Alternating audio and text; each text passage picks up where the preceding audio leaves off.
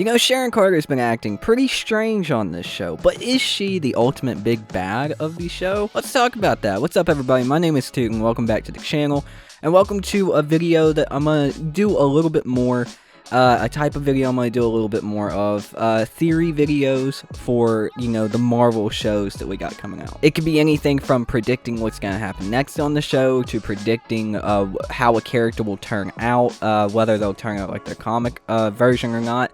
But today we're talking about Sharon Carter. This character has been one of the most interesting characters to me in the show because you can tell something's off with this character. In the comics, Agent 13 Sharon Carter usually ends up on the side of good, but she does have a few times that she doesn't, and we'll get to those. But Agent 13 in the show so far, she's in Madripoor. She's obviously doing some illegal things, but she holds some, you know, loyalty to the good guys, the Avengers still.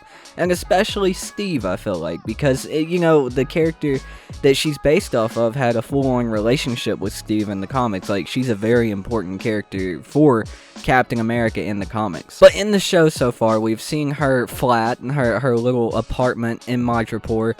She's got a bunch of, you know, artwork she's not supposed to have. She does a bunch of not supposed to do things. But she's working with the good guys until the end of episode 3, I believe it was, with, you know, Zemo and all of that happened with, you know, the super soldier serum and the doctor there at the end. And at the end, she makes a phone call and says, "We have a problem." Now, I don't know if you guys realize this, but nobody on the show has seen the Power Broker. The Power Broker is this big, mysterious character on Falcon and the Winter Soldier. We don't know who he is, what he looks like, and, you know, nothing about this character. He's known by myth only, by name only. And, you know, he's out here harassing people, you know, creating super soldiers, first super soldiers since Captain America in 1940 whatever. Oh, well, and Isaiah, you know, Bradley at this point. So does this mean Sharon is, you know, the Power Broker? I don't necessarily think that Sharon is the Power Broker herself. You know, the Power Broker is probably going to be his own character, because in the comics, the Power Broker ended up being two different people. It's Curtis Jackson from the old Captain America comics, and that lasted all the way up until, I'm not really sure when he died, but the Punisher axed him. The Punisher, Frank Castle, killed his ass. And then another guy became the Power Broker, and this dude was just known as the Power Broker. He had superpowers and everything, and he would give people superpowers for a 70-30 agreement on whatever they made, whether it was a good guy, whether it was a bad guy. Whatever profits they made being a hero or a villain, he got 70% of, they got 30%, but they got superpowers along with it. He didn't really have a name. He's a purple looking dude, as you're seeing, and he has superpowers. He can shoot pink bolts of lightning or bolts of energy out of his hands. So there's two different versions that they could go with. They could go with the more comic booky, you know, super villain-esque character with the Power Broker that was introduced in the Avengers The Initiative in 2008. Or they could go with the corporation man, the corp dude, the big business boy, Curtis Jackson, who was introduced back in like 66 or 68, something like that, for Captain America.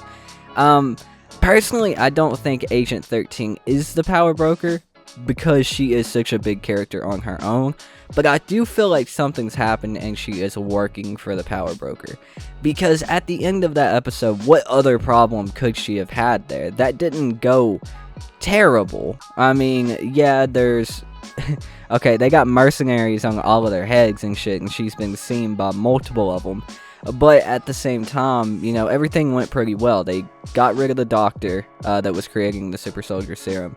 They have a few more leads, and, you know, they're off on their own, whatever else. Of course, Sharon has to go back to Madripoor, but still, it didn't seem like anything worthy of saying, we have a big problem, you know, and fuck getting in a car real scared and shit. Where did that car come from? Either way, I think the Power Broker is their own character, but I do think they have something to hold over Sharon's head. I do believe that there is something going on there that the Power Broker is holding over Agent 13's head, and she might be, you know, having to pull a double agent type thing on Falcon and the Winter Soldier right now, on Bucky and Sam. And that's interesting because there have been many points, or a few points in the comics, where Sharon was actually working with the bad guys. There was a comic storyline back in the 90s or the late 80s, I believe it was. Nick Fury and Sharon disagreed on something. She had her death faked, and then she was placed on another assignment and kind of forgotten about, if I remember the comic story correctly, by Nick Fury. She got pissed, she stopped working for S.H.I.E.L.D., and she joined up with the Red Skull on a mission to stop the second coming of Big Hit Boy. You know what I'm saying? If you know who that is. YouTube algorithm can't hit me on this one. And then they eventually team up with Captain America. There are different sources. I haven't read the comic story like page for page myself, but there are different stories that say that she did that out of spite, working with the Red Skull. And then there are others that say it was just purely for, to stop that character from coming, that person from being brought back. And then the more popular storyline for Agent 13, admittedly unknowingly working for, the wrong side, is during Civil War and right after Civil War. Right after Civil War, she was seeing a therapist the whole time Civil War was going on, and it turned out to be a bad guy, Dr. Faustus, and he, mind controlled her, unknowingly hypnotized her.